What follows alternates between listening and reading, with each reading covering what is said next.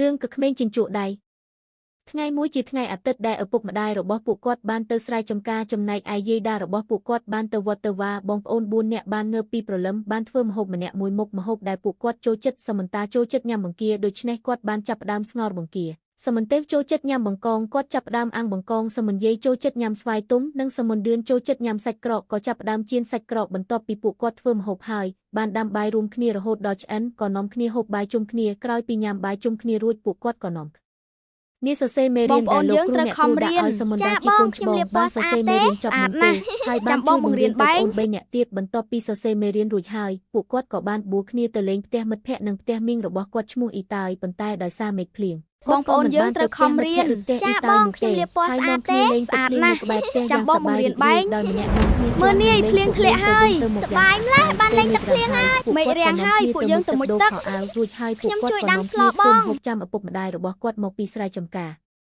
ពួកគាត់បានធ្វើត្រីចៀននិងសម្លគោពេលសំនឹងត្រីចៀនរួចរាល់ឪពុកម្ដាយក៏បានមកដល់ផ្ទះពួកគាត់ក៏បានរៀបចំដងបាយម្ហូបជូនឪពុកម្ដាយនិងយាយដារបស់ពួកគាត់បរិភោគពួកគាត់ហូបបាយជុំគ្នាយ៉ាងរីករាយនិងមានបរិយាកាសកក់ក្ដៅល្ងាចបន្តិចពួកគាត់ក៏នាំគ្នាមកទឹករួចចូលដេកយប់ឡើងពួកគាត់បានដេកជុំគ្នាជាមួយឪពុកម្ដាយនិងយាយដារបស់គាត់ពេលយប់សមន្តាដេកធម្មតាចំណែកសមន្យាយបានបៀមមេដៃសមន្ទឿនបានបៀមមេជើងនិងសមន្ទេវបានបៀមទាំងមេដៃទាំងមេជើងដោយសារដៃនិងជើងរបស់ពួកគាត់ប្រឡាក់ដីទើបធ្វើឲ្យមេរោគជ្រាបចូលក្នុងពោះរបស់គាត់តាមរយៈម្រាមដៃម្រាមជើងពេលយប់នោះពួកគេក៏ឈឺពោះស្រាប់តែមានសត្វអំពិលអំពែកហោះចូលក្នុងផ្ទះនិងមានសត្វចឹងចក់លើជញ្ជាំងឃើញមេរោគក្នុងពោះក្មេងធ្វើឲ្យក្មេងឈឺពោះពេលនោះសត្វចឹងចក់បានប្រាប់ទៅសត្វអំពិលអំពែកឲ្យហើយសត្វសម៉ោចឲ្យទៅជួយក្មេងទាំងនោះពីព្រោះតែមេរោគក្នុងពោះសត្វអំពិលអំពែកក៏ហោះទៅប្រាប់សត្វសម៉ោចពេលនោះសត្វ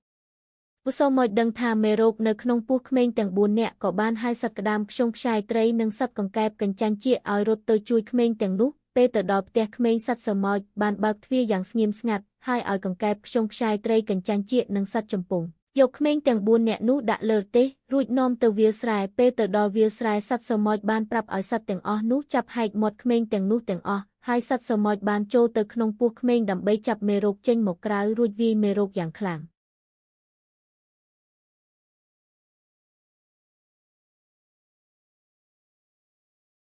សត្វសម៉ោចបានសួរមេរោគថាហេតុអ្វីបានជាឯងចូលក្នុងពោះក្មេងធ្វើបាបពួកគេបែបនេះពេលនោះមេរោគនិយាយថាពួកគេមិនបានលាងដៃនឹងសាប៊ូទេទើបធ្វើឲ្យមេរោគជ្រាបចូលសត្វសម៉ោចបានប្រាប់ថាមេរោគកុំឲ្យធ្វើបាបពួកគេទៀតហើយក៏ដោះលែងមេរោគទៅក្រោយមកសត្វសម៉ោចក៏បានប្រាប់ក្មេងទាំង4នាក់ថាថ្ងៃក្រោយឈប់បៀមដៃបៀមជើងទៀតព្រោះដៃនិងជើងរបស់យើងមានមេរោគដែលនឹងធ្វើឲ្យឈឺពោះពេលនោះក្មេងទាំង4នាក់បានអរគុណដល់សត្វសម៉ោចហើយសត្វសម៉ោចបានឲ្យកង្កែបខ្យងខ្ចាយត្រីនិងសត្វចំពងនាំក្មេងទាំង4នាក់នោះទៅផ្ទះវិញរឿងនេះក៏ចប់ដោយបរិបូរណ៍